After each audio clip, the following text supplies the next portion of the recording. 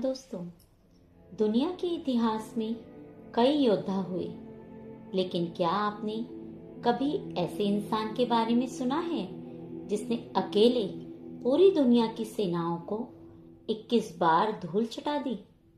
एक ऐसा ब्राह्मण जिसके एक हाथ में वेदों का ज्ञान था और दूसरे में काल का दूसरा नाम, उसका फरसा।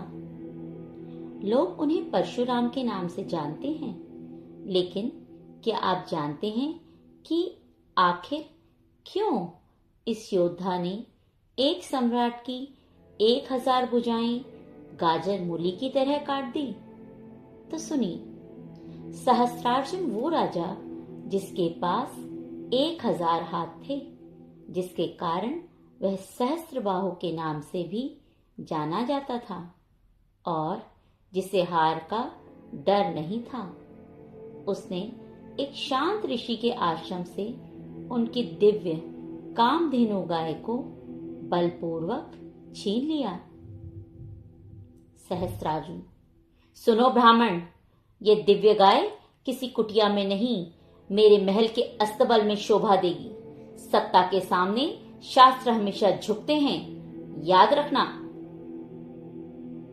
राजा को लगा कि एक ऋषि भला उसका क्या बिगाड़ लेगा, लेकिन वो भूल गया कि उसी कुटिया में साक्षात विष्णु का छठा अवतार भी रहता है।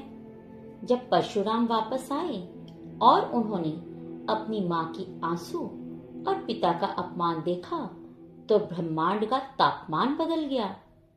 वो नंगे पैर महल की ओर बढ़ा। कोई सेना नहीं, कोई रथ नहीं, राजा की पूरी सेना उसके सामने कांप रही थी।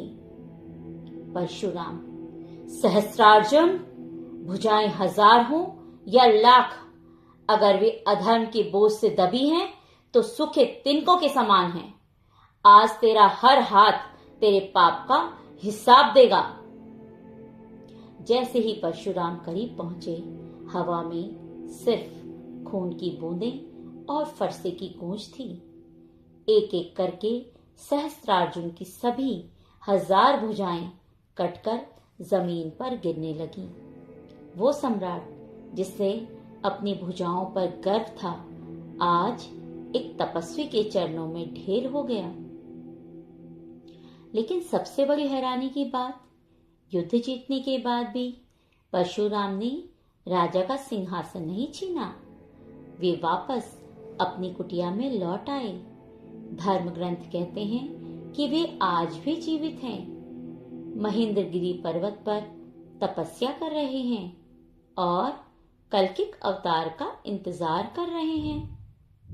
दोस्तों, क्या आप जानते हैं कि परशुराम ने अपना दिव्य फरसा किस भगवान की तपस्या से प्राप्त किया था?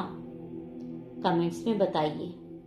और अगर आप भी अन्याय के खिलाफ खड़े होने का साहस रखते हैं तो इस वीडियो को शेयर करें और मनसा वाचा कर्मणा को सब्सक्राइब करें। धन्यवाद।